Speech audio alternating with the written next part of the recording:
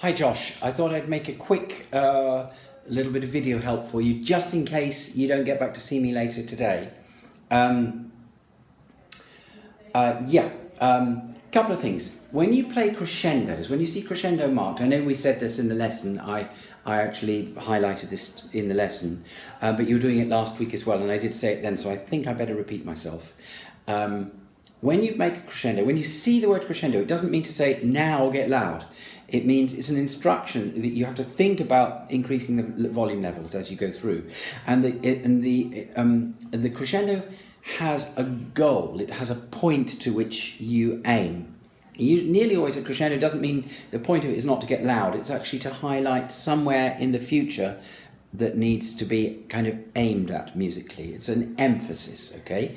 When you get louder as well, make sure that the crescendo is shaped like a trumpet bell. So you maintain the volume, piano, piano, mezzo piano, mezzo piano, then suddenly, okay, you gain volume at the end. And the diminuendo should be the same. If it says diminuendo, your mezzo forte or forte, it says diminuendo, you hold your volume level for a little bit longer, and then you just level off a little bit, and then you drop off a lot at the end, okay?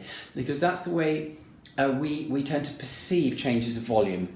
We perceive the initial change of volume much more readily than we perceive the big change of volume towards the end. So it's the little changes at the top, at the extreme end, that we hear first. And if you do too much too soon, we lose the effect of the diminuendo and the crescendo. So always delay them. So you wait. It's part of your kind of rushing to get to the end, I think, that causes you to do this.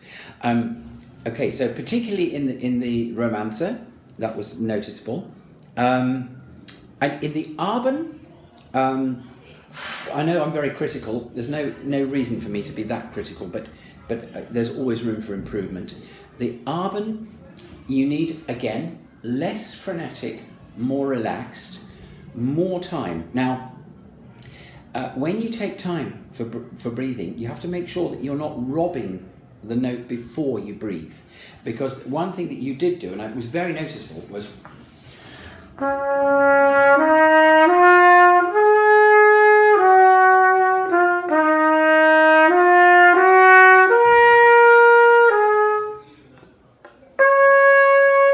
okay, so that last note before you breathe was very, very short, and you need to make sure you play.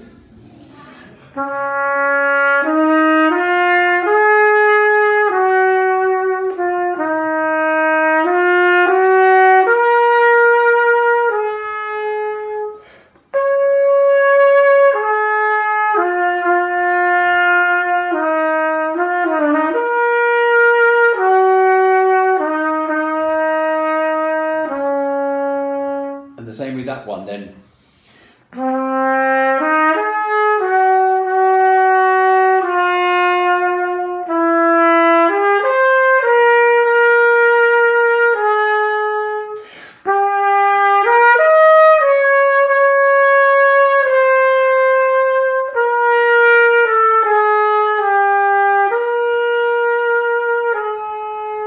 And hear how unhurried I am at the end of that one.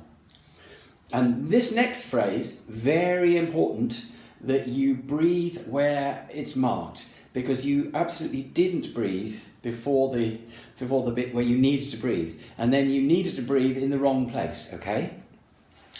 Which was a very difficult place to actually take a breath in. So this is your breathing scheme here.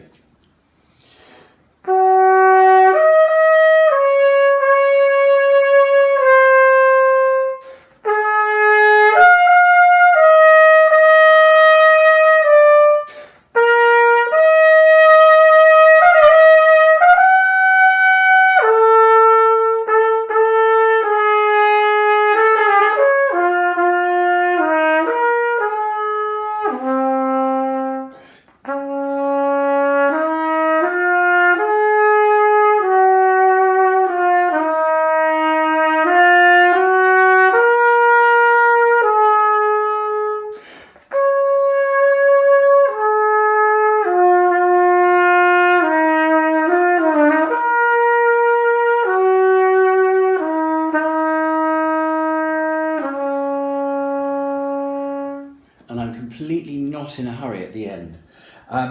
Yeah, so I took a breath at the beginning of that phrase where I didn't necessarily need to, but I gave myself a little bit of time. But the important thing is that you do breathe after, at this point.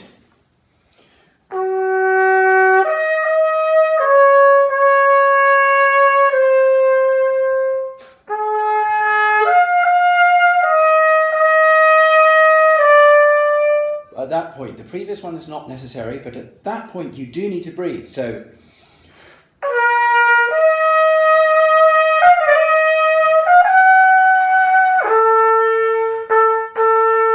and that rhythm is a dotted crotchet followed by a quaver, not two crotchets as you always seem to want to play there.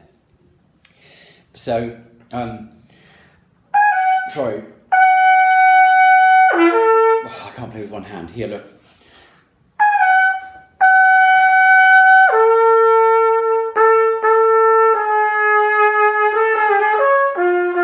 Still not very good, but you get the idea. Okay, I'm going to make the excuse that I'm playing Arthur's trumpet here. Anyway, which is actually quite good. I can't really make that much of an excuse for myself. But it's really important that you take the breath before the C, before you go on. Okay? Sorry, this has been sort of nearly 7 minutes of sort of me blathering on, but it's quite important that those points are made to you. Okay.